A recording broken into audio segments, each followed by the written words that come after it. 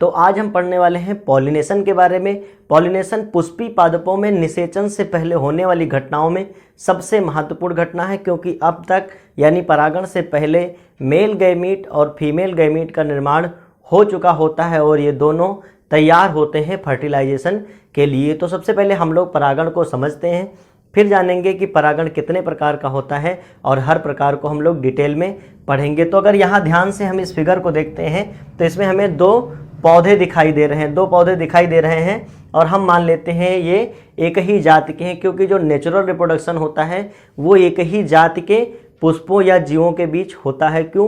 क्योंकि इनमें जो क्रोमोसोम नंबर होता है वो सेम होता है। तो हम मान लेते हैं कि ये जो दोनों पुष्प हैं, पुष्प ए और पुष्प बी, अगर आप इस एग्जाम्पल को बहुत अच्छे से समझ लेंगे तो परागण की क्रिया आपको अच्छे से समझ आ जाएगी। तो हम मान लेते हैं कि पुष्प ए और पुष्प बी जो हैं वो समान जाति के हैं, चाहे इनको आप किसी का भी मान लेते हैं गुलमेहंदी के पेड़ हैं दोनों।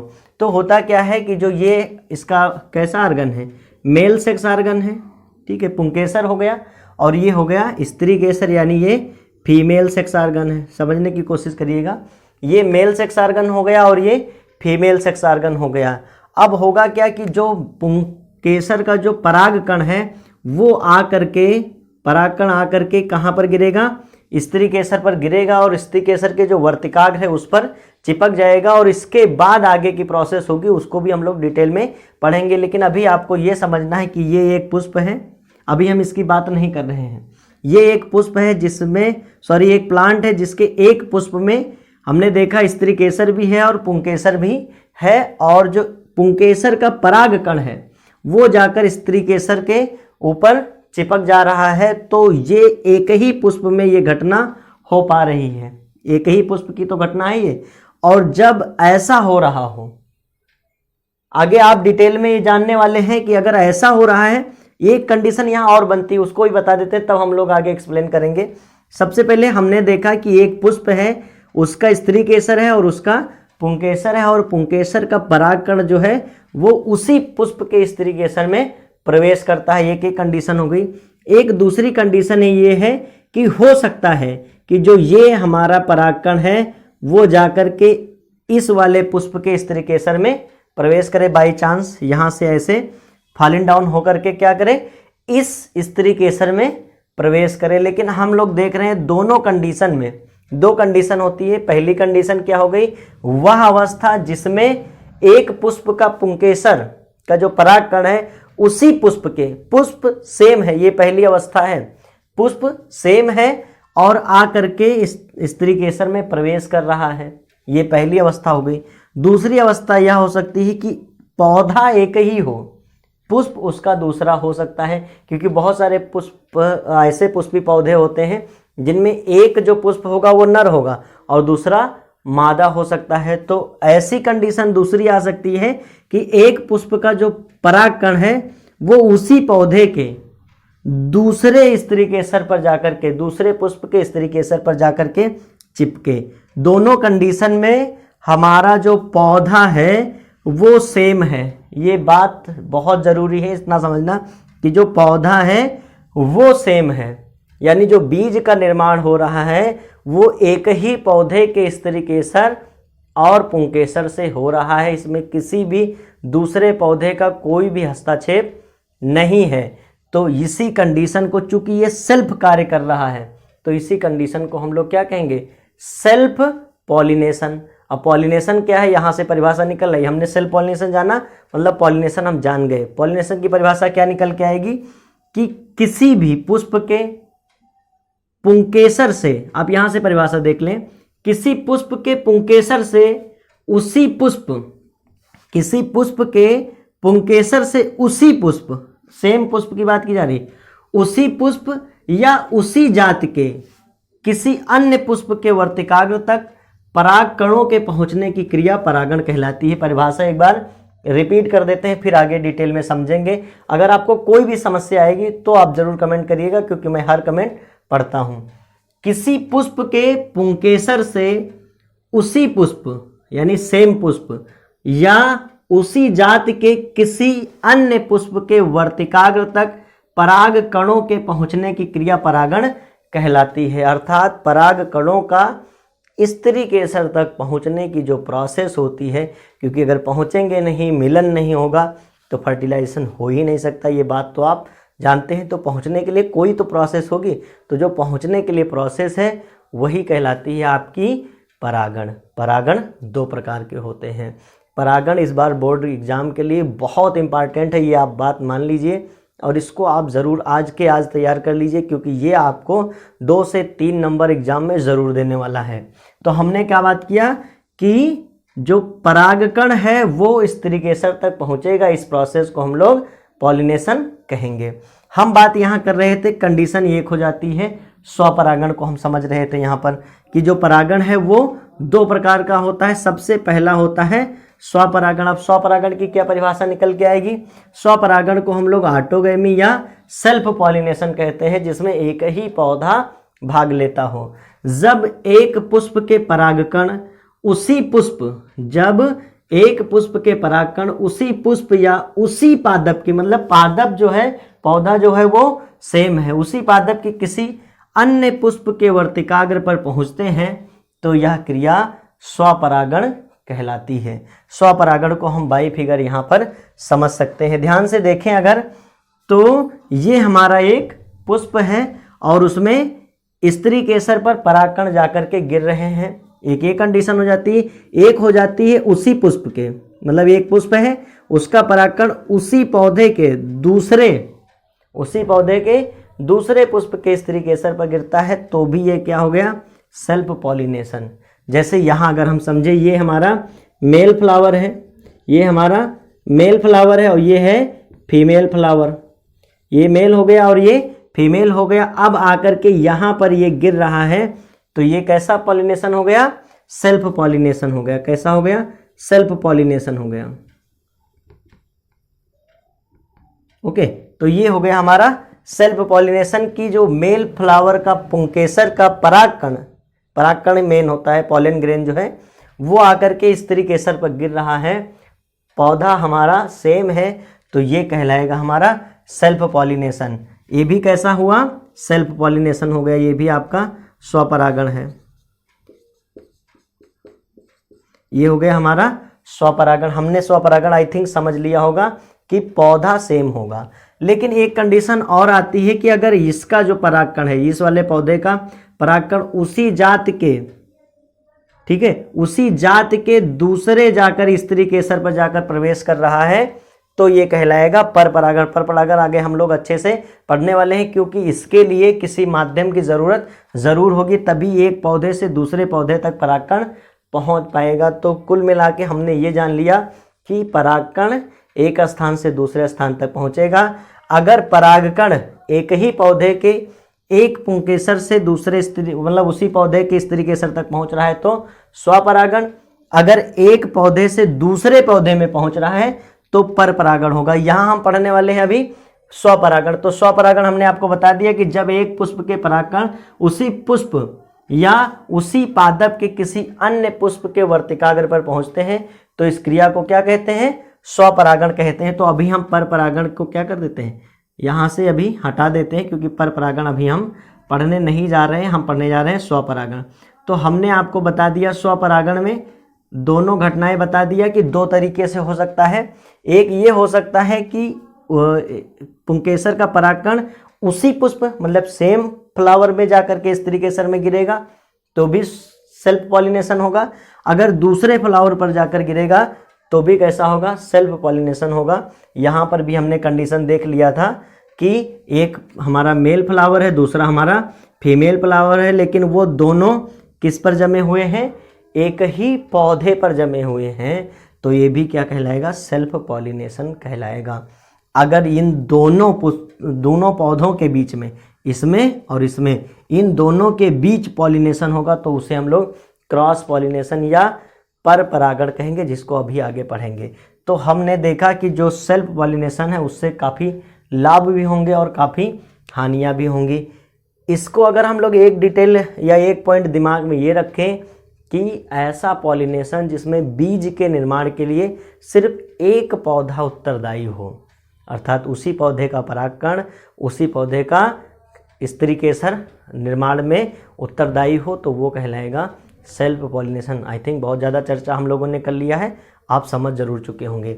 अब बात करते हैं स्वपरागण से कौन कौन से लाभ होते हैं। तो स्वपरागण से लाभ होते हैं, इससे पादपों का शुद्ध वंश चलता है। चूंकि कोई दूसरा पौधा इसमें आकर के भाग नहीं ले रहा है, सेम पौधा चल रहा है, तो वंश कैसा रहेगा?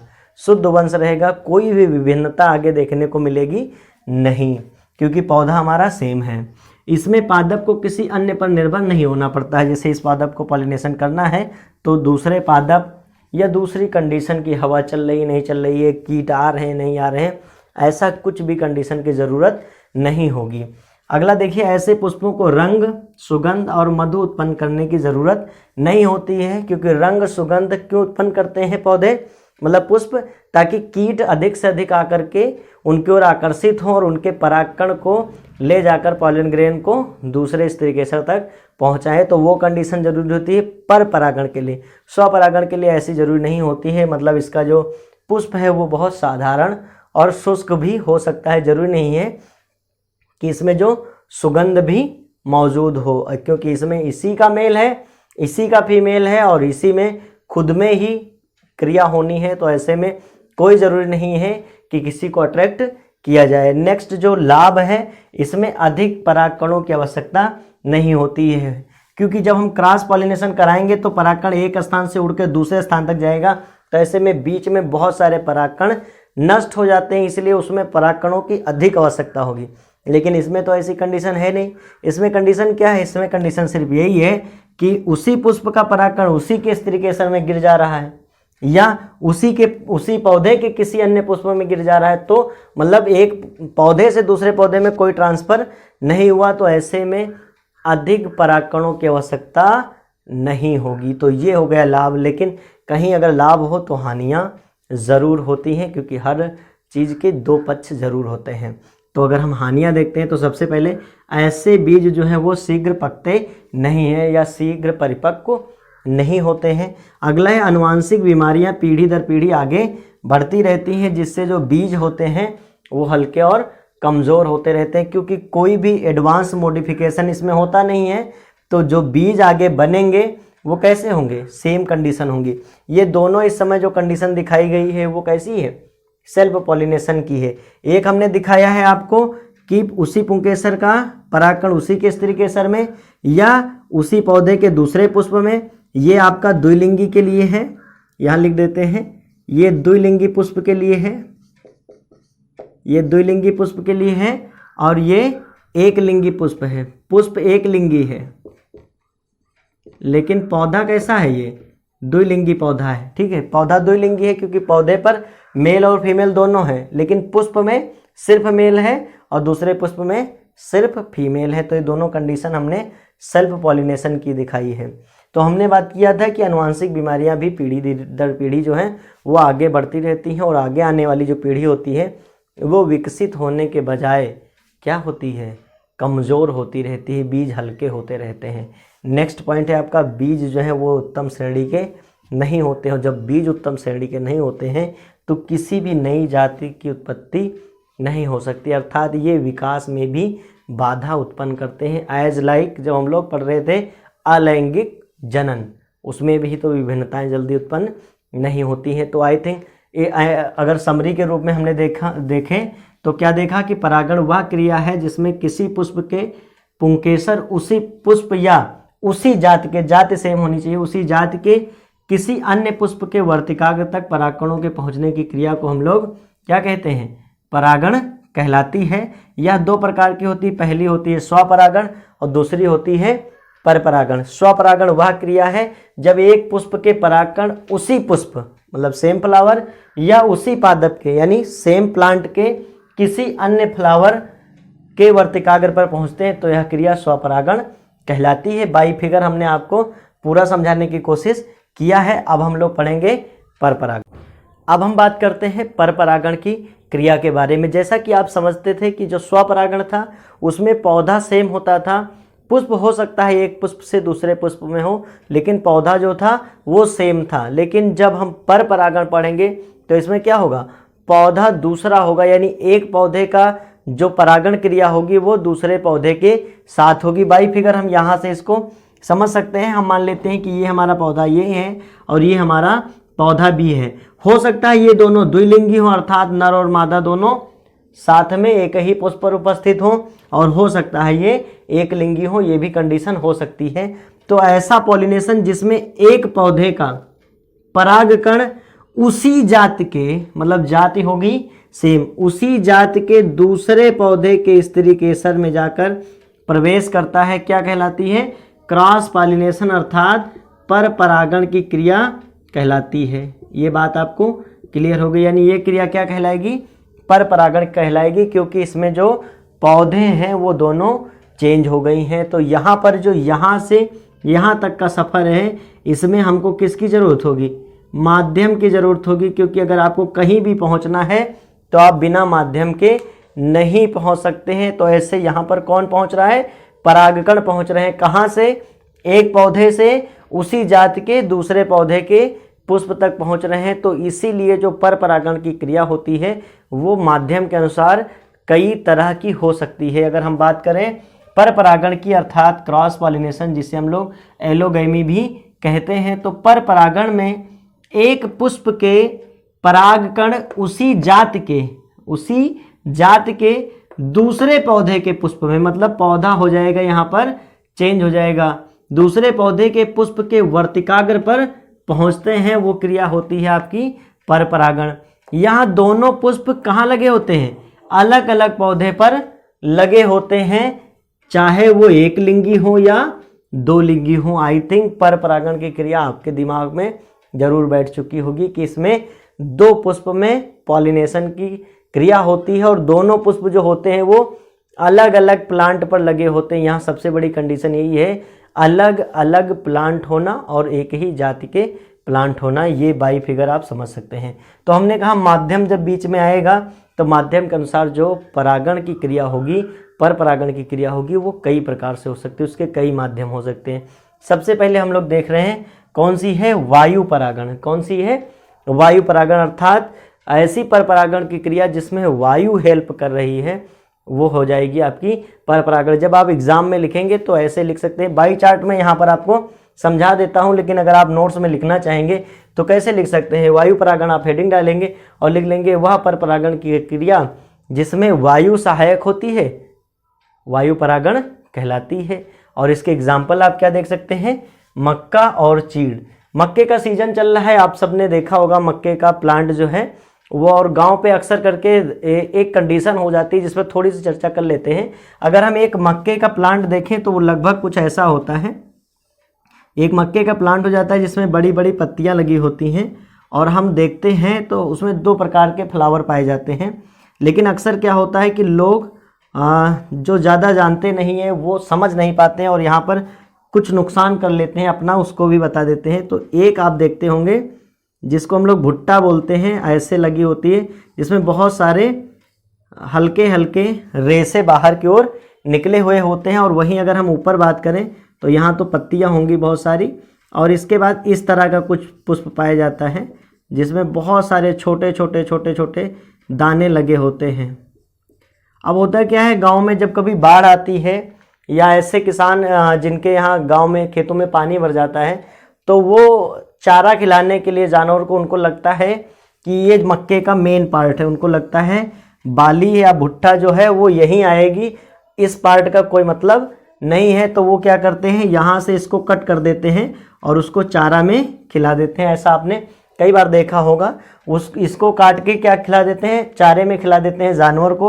और इसके बाद जब देखते हैं पानी तो सूख जाता है और उनकी जो मक्के की फसल है वो बच गई है, लेकिन उन्होंने ऊपर का जो पार्ट है वो काट दिया है, चूँकि उनको लगता था कि अगर हम भुट्टे को बचा ले जाएंगे तो मक्के के दाने हमें मिल जाएंगे। लेकिन जब ये किसान अपनी फसल को काटता है और देखता है तो जो भुट्टा है उसमें एक भी दाने नहीं होते हैं।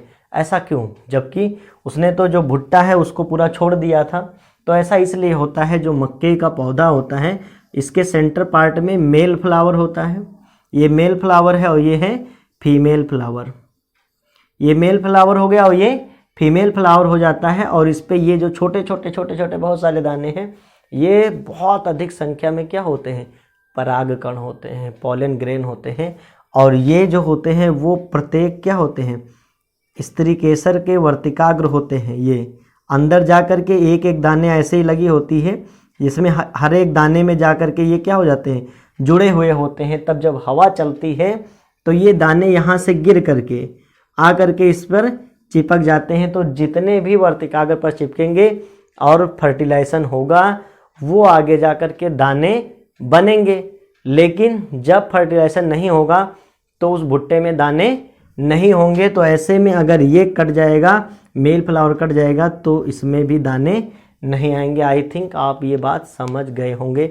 तो ऐसे ये परागण होता है मक्के में। बाकी सभी में आप समझा देते हैं, बाकी डिटेल में आप स्वयं से भी लिखने का प्रयास करिएगा। अगर कोई समस्या आएगी तो आप हमें जरूर बताइएगा, तो इसकी नोट्स मैं आपको उपलब्ध करा दूंगा। तो हमने कहा वायु परागण में क्या होगा, हमने कहा वायु परागण किस में हो सकता है, मक्के में हो सकता है। क्योंकि वायु परागण में किसी कीट को अट्रैक्ट करने की जरूरत नहीं है, इसलिए आपने देखा जो मक्के का पौधा होता है, उसका जो फूल होता है वो कभी सुगंध मारता है, कोई कलरफुल होता है, नहीं होता है। क्यों? क्योंकि उसको कीटों को आकर्षित नहीं करना है। हवा चलेगी तो सबके लिए चलेगी, ऐसे में हवा गिरेगी और आकर इसको क्या कर देगी, फर्टिलाइज कर देगी।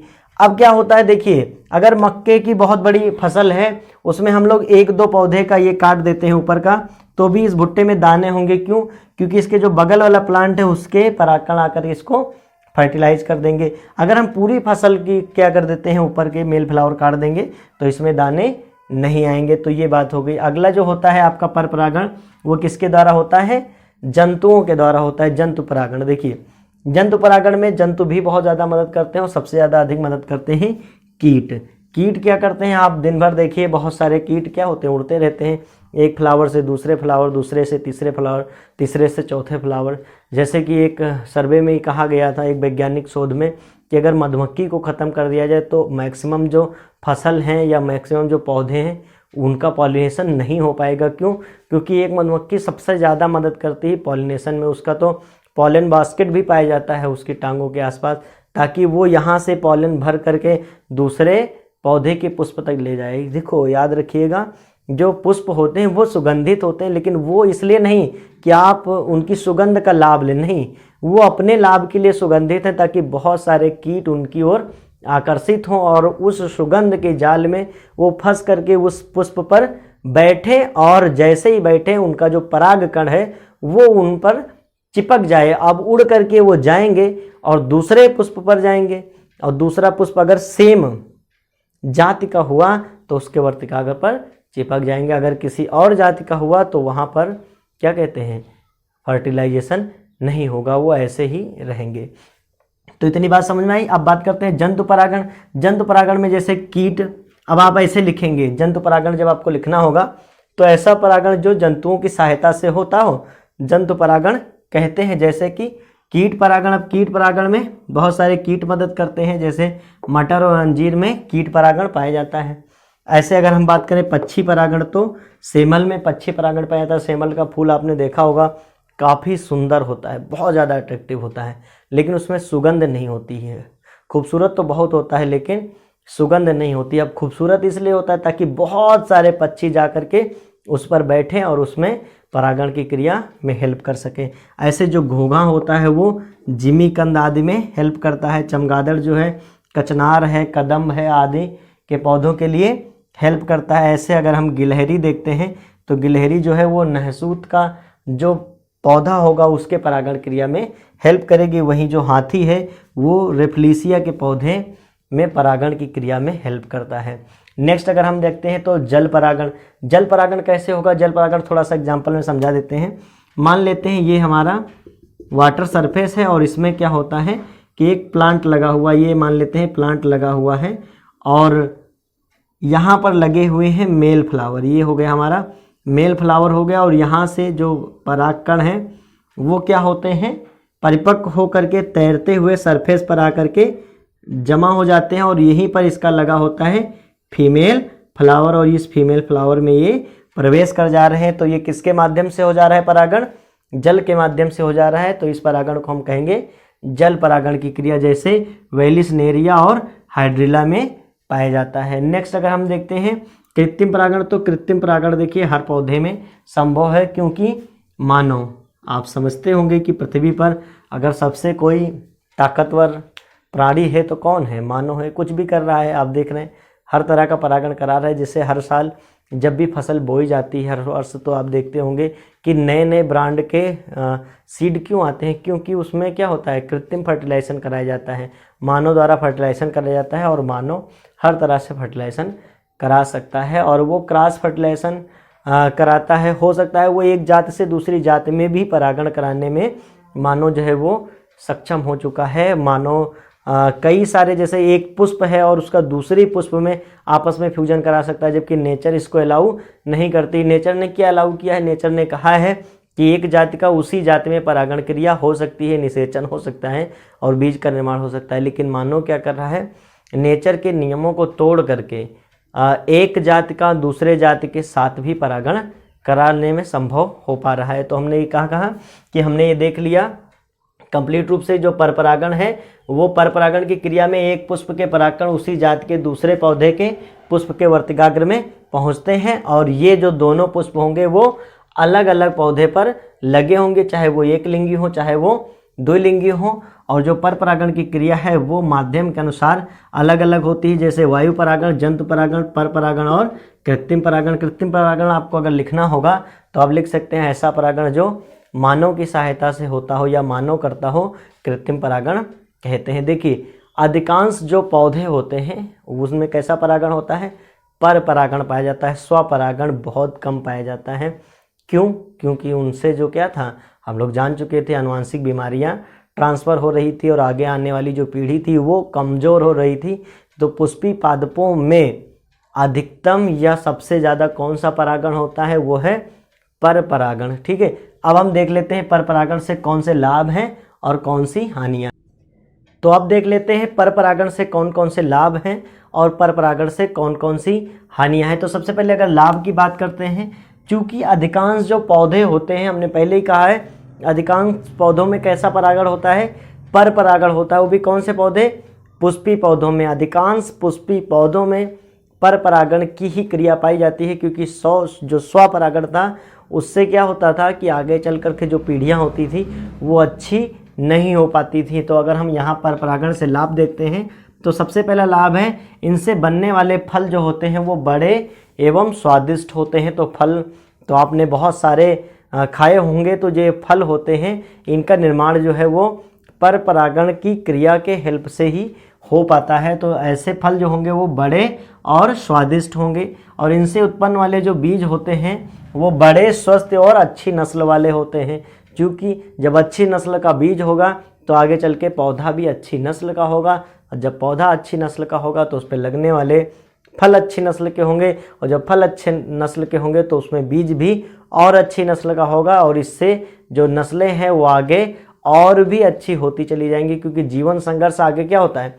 बढ़ता चला जा रहा है। जो हमारे पूर्वज थे उनके पास जीवन संघर्ष कम था, आगे जीवन संघर्ष सरवाइव करने के लिए बढ़ रहा है। इसलिए क्या होता है? मॉडिफिकेशन होता रहता है, और हम लोगों में नई नई क्वालिटी भी विकसित होती रहती है ताकि हम अच्छे से सरवाइव कर सके। तो यह हमने कहा कि इन जातियों में रोग अवरोधक क्षमता भी क्या हो जाती है? अधिक हो जाती है पहले की अपेक्षा, क्योंकि पहले रोग कम होते थे तो उनमें रोग की लड़ने की शक्ति भी कम होती थी। अब रोग अधिक हो गए हैं तो जो लड़ पाएगा रोगों से वही तो जीवित रह पाएगा।